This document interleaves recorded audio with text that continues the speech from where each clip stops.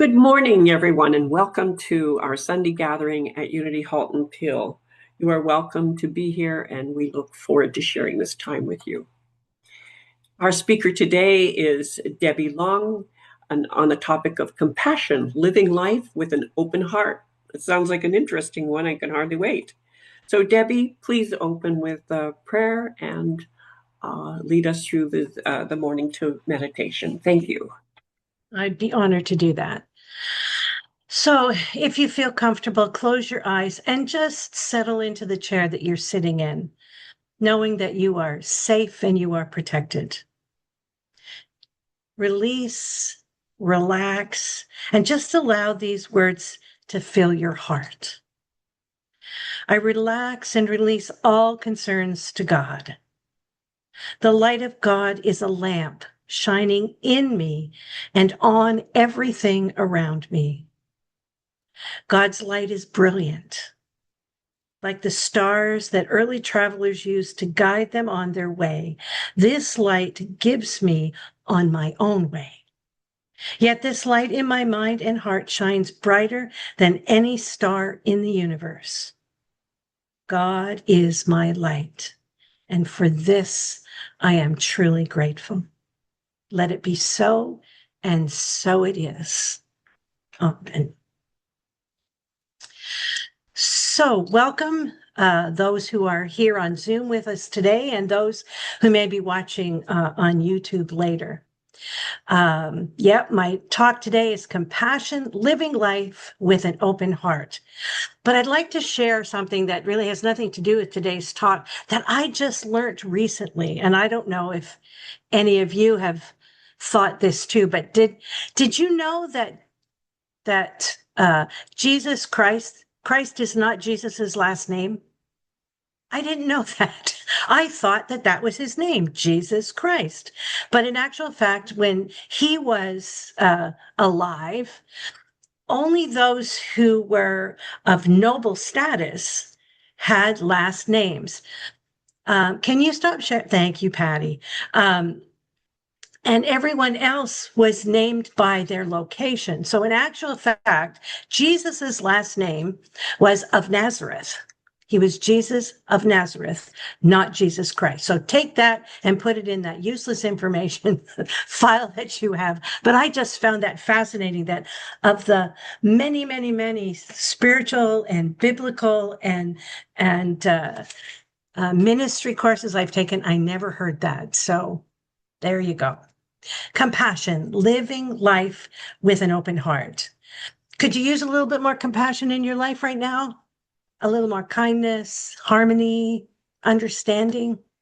Webster defines compassion as a sympathetic consciousness of others' distress, together with a desire to alleviate it. We all want to be seen and heard. It is a true relief of the soul when someone actually reaches out in a compassionate way to support us when we're struggling in life. As conscious spiritual beings, we are also called to show up in a compassionate way for others, to be present to what is and to help when we can to make a difference in their lives. That doesn't mean codependency. Sometimes our compassion for others shows up in a single act of kindness, like a warm hug.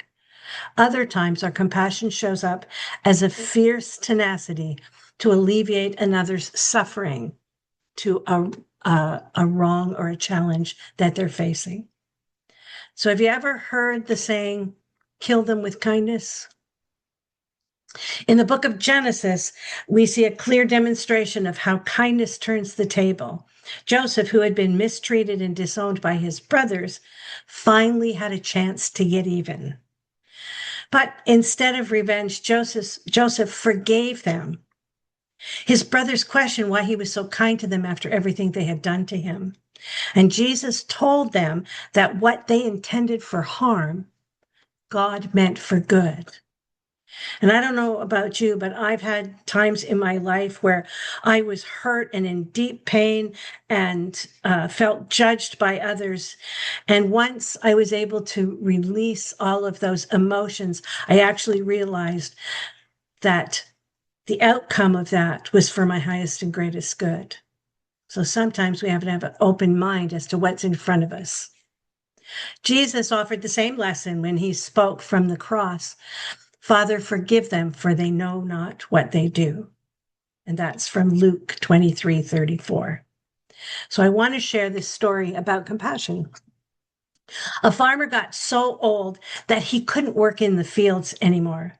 So he would spend his days happily sitting on the porch.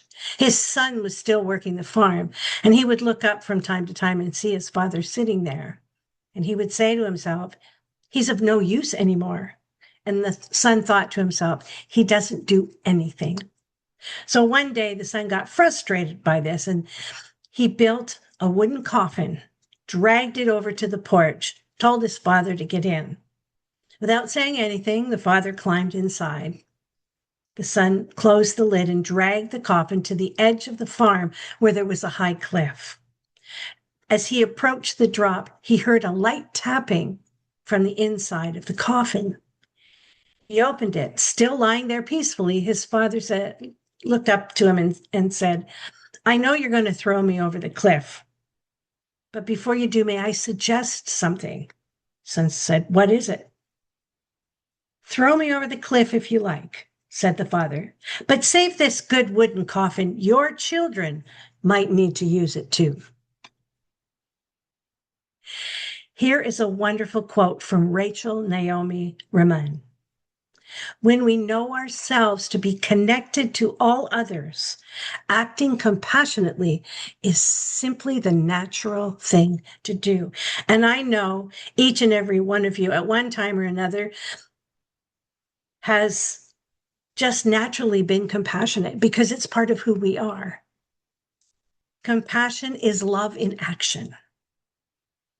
It cannot exist without recognizing our connection to all living things. Connection allows us to see with a compassionate eye. We develop compassion by being authentic and honest about who we truly are, then recognizing similar qualities in others. When we are brave enough to face our own pain, suffering, and insecurities, then we can be brave enough to accompany others on their journey through the same challenges because we know what they're going through. Reverend Margaret Flick shared a personal story about compassion. When I was studying to be a hospital chaplain, there was a patient who had a lot of bravado. I knew he was nervous and afraid, but I didn't know what to say or do with him. In prayer, I received a simple piece of wisdom. Be quiet, be present, and listen. In those moments, I felt a palpable connection with God and with the patient. There was no separation between us. The patient felt it too, and suddenly became vulnerable and open. We both healed in that moment. Compassion is divine love expressed through connection. Reverend Flick shares, the love we call God connects us and allows us to respond beyond ego in the realm of divine compassion. In our connection, no one is a stranger because, of course, we already know we're all one. In our compassion, there is only love. So here's a story called The Homeless Man. It was a cold winter's day that Sunday. The parking lot at the church was filling up quickly. I noticed as I got out of my car that fellow church members were whispering amongst themselves as they walked to the church. As I got closer, I saw a man leaned up against the wall outside the church. He was almost lying down as if he was asleep. He had a long trench coat that was almost in shreds, a top hat on his head that covered his face, and he wore shoes that looked 30 years old, too small for him, and had holes all over them. His toes stuck out. I assumed this man was homeless and asleep, so I walked on by through the doors to the church. We all gathered for fellowship for a few minutes, and someone brought up the man lying outside. People snickered and gossiped, but no one bothered to ask him to come in, including me. A few moments later, church began. We all waited for the preacher to take his place and to give us the word. When the doors to the church opened, in came the homeless man walking down the aisle with his head down. People gasped and whispered and made faces. He made his way down the aisle and up onto the pulpit. He took off his hat and coat. My heart sank. There stood our preacher. He was the homeless man. No one said a word. The preacher took the Bible and laid it on the stand and said, "Folks, I don't think I have to tell you what I'm going to preach about today."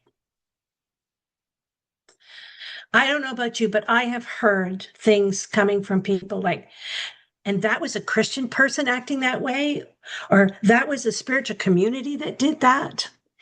This powerful story is begging us to really look at the essence of our judgments and our openness for compassion in our spiritual journeys for everyone. The initial reactions of the churchgoers reveal the tendency of human judged based on appearances. The homeless man, a disguised preacher, exposed the limitations of our perceptions, our urges to look beyond surface level judgments. It implores us to cultivate a compassionate gaze that sees beyond the appearances, understanding that every soul carries its unique story and divine essence, regardless of external circumstances. So I was in Victoria many years ago. I was taking a sound healing course, and I was walking around town with one of my classmates, and we came up to this young man who was holding a sign. "I'm hungry. Can you share some change?" the sign said. I admit I was prepared to walk by, but my friend stopped and asked him, "Why have you found yourself in this situation?" The story he told was of heartbreak, and yet he still had some hope in his heart for better things to come for him. My friend supported him with money and prayer. It was a good lesson for me. Her compassion is what asked him why he needed help. She didn't just walk away. To be human, which we all are, as I've said many times, we're walking that fine line between our humanness and our spiritual self. But it also means being a divine and whole creation. And that's when we're on our higher self. Meanwhile, the world teaches us to constantly be better, do better, strive for for perfection. It seems like a contradiction to be kind to ourselves when we feel we failed. Then, like our parents and their parents, we perpetuate generations of self-criticism, judgment, and victimhood. It's no one's fault. Nobody's to blame. We simply forget the love we were created to be until the pain reminds us, and that's pain's job.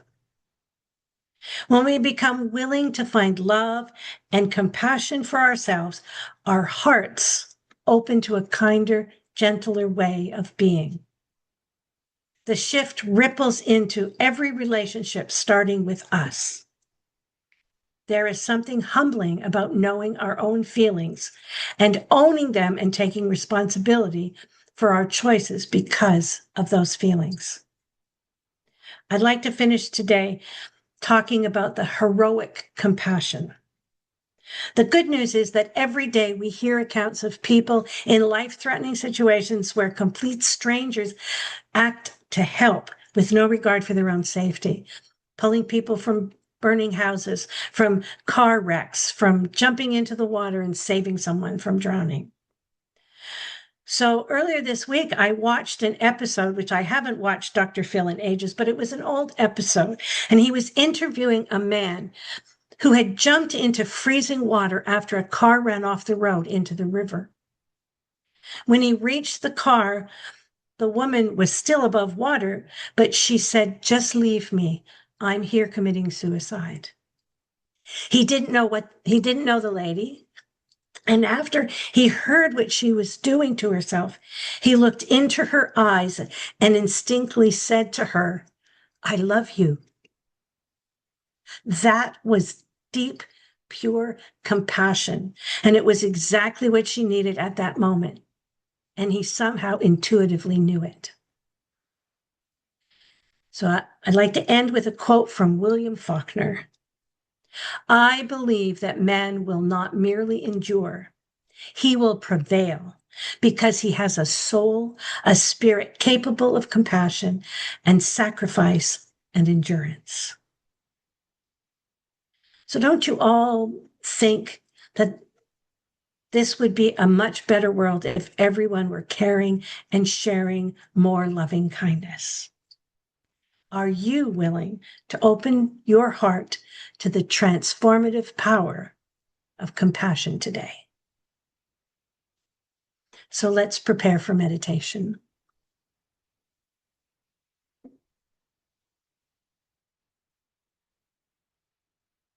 So just relax wherever you're sitting and just take a deep breath and just ground yourself into the chair.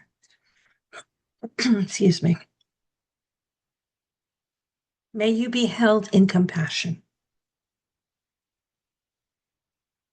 As you sit there, breathe softly and feel your body, your heartbeat, that life within you.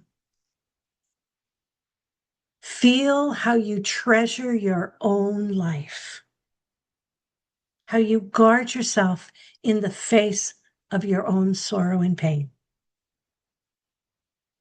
So right now, I'd like you to bring to your mind someone close to you whom you dearly love. Picture them and feel your natural caring for them. Notice how you hold them in your heart. Then let yourself be aware of whatever sorrow or challenge they may be facing, any suffering they may have in their life. Feel how naturally your heart opens to wish them well, to extend comfort, to share in their pain and meet them with your compassion. This is the natural response of your heart. Now look into their eyes and say this to them. May you be held in compassion. May your pain and sorrow be eased. May your heart be at peace. Continue holding them in your heart.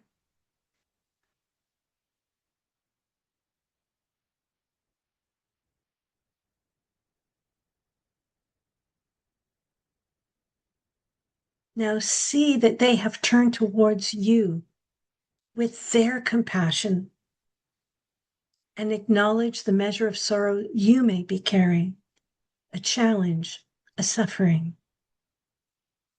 And hear them say to you with love and tenderness, may you be held in compassion. May your pain and sorrow be eased. May you be at peace. Take these compassionate wishes and let them touch your heart and receive their care and love.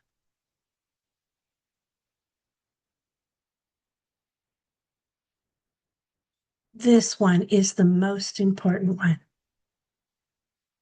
Direct the same compassion to yourself and say, may I be held in compassion. May my pain and sorrow be eased. May I be at peace. Now let us go into the silence and begin to extend compassion to others you know, to this community, to you, to Canada and the world. Picture anyone and hold the image of them in your heart and be aware of the difficulties they're facing and wish them well with the phrase, may you be held in compassion. May your pain and sorrow be eased. May you be at peace in the silence.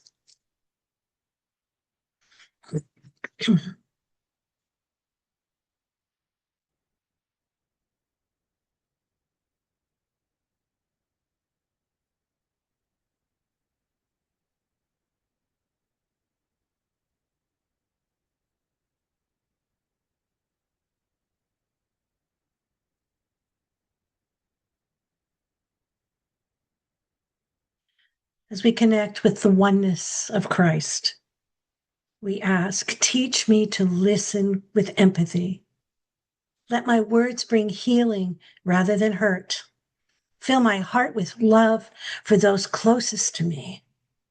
Let me cherish and nurture these relationships with compassion. Grant me wisdom in my friendships. Let me be a source of encouragement, support, and understanding. And let it begin with me.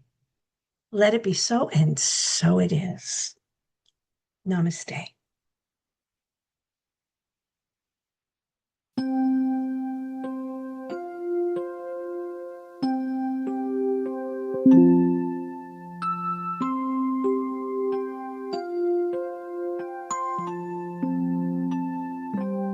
May I be filled with loving kindness. May I be well. May I be peaceful and at ease. And may I be happy. May I be filled with loving kindness. May I be well. May I be peaceful and at ease. And may I be happy. May you be filled with loving kindness. May you be well.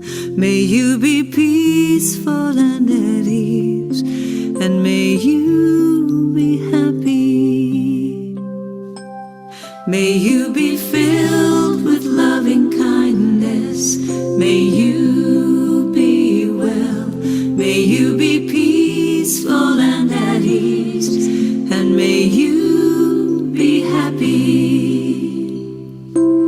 May we be filled with loving kindness. May we be well.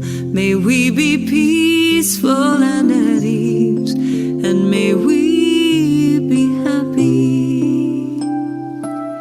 May we be filled with loving kindness. May we be well. May we be peaceful and at ease. And may we be happy.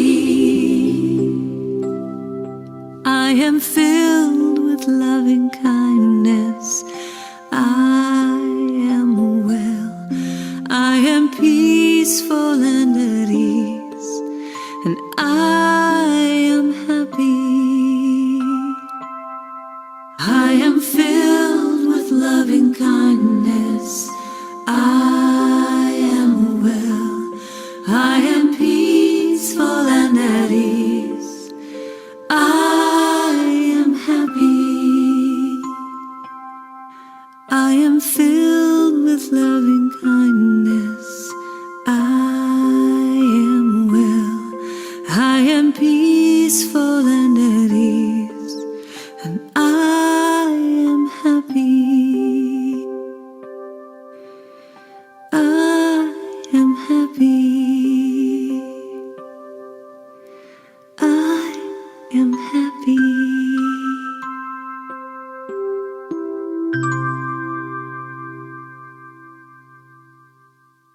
That was a beautiful lesson, and I am remembering my filled with kindness right now and generosity so that I can get myself back centered here. But I am so grateful for all of you. And Diane Riley is on the line with us this morning. Diane is our prayer chaplain.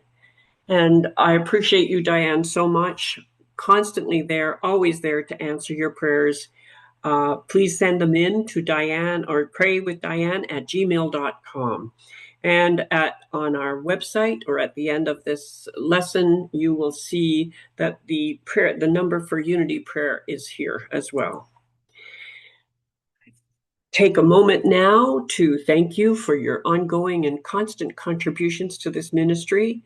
It's through those donations and contributions that we're able to continue. I appreciate you and love you very much for all that you do to help us keep going here. We'll take this time to share our love offering. Divine love, now flowing through me, blesses and multiplies all that I am, all that I have, all that I give, and all that I receive. And the money and the blessings, the money and the donations on your love is a blessing wherever it goes.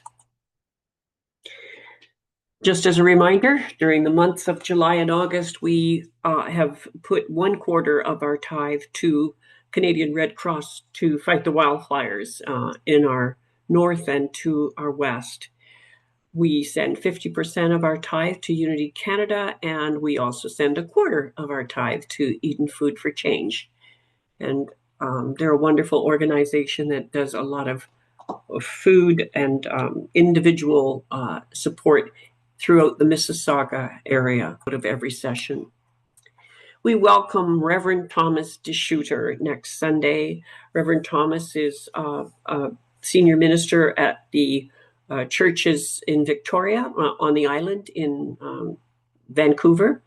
And we've had him before. He was here with us in February, and he'll be joining us again in August. William or Thomas serves on the board with Debbie, so they have a close connection. She's been able to work with him at some workshops out there too. So please join us next week to see Reverend Thomas DeShooter. If you would like a refresh on your newsletter or an update, it's Unity Halton Peel newsletter. unityhaltonpeel.ca, and you go to resources and you can see the Unity Halton Peel newsletter there to open it and either register or renew an address change, an email address change. That's how we do it.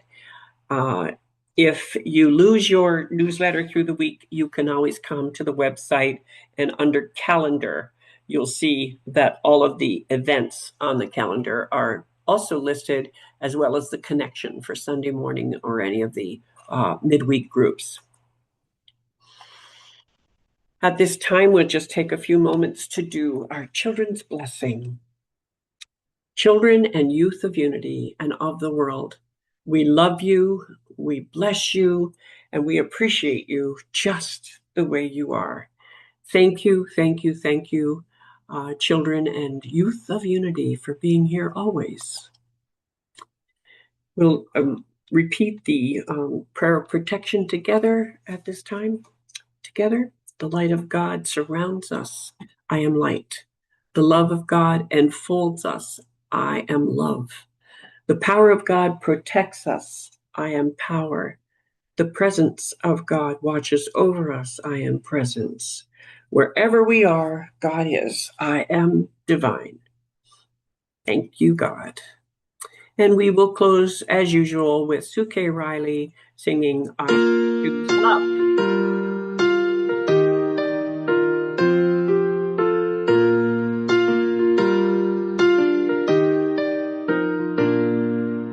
Peace in my life is growing because I choose love.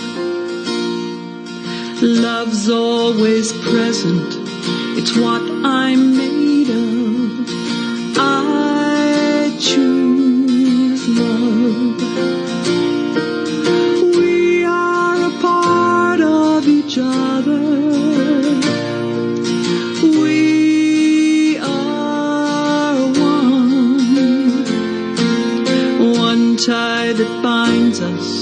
that can't be undone.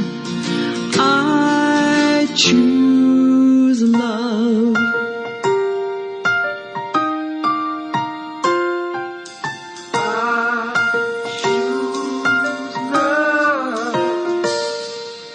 Peace in my family is growing because I choose love. Let love be present, it's what we're made of. I choose love. We are a part of each other. We are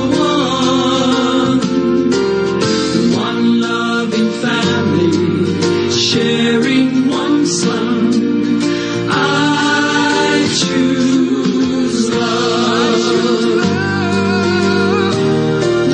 Yes, I do.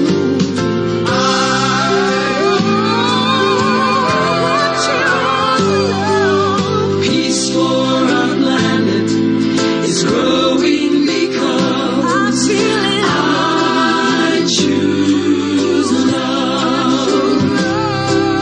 Let love be present, it's what we're made of. I choose love. We are a part of each other. We are one. One choice unites us. Let this be the one. I choose love. I choose love. I choose love.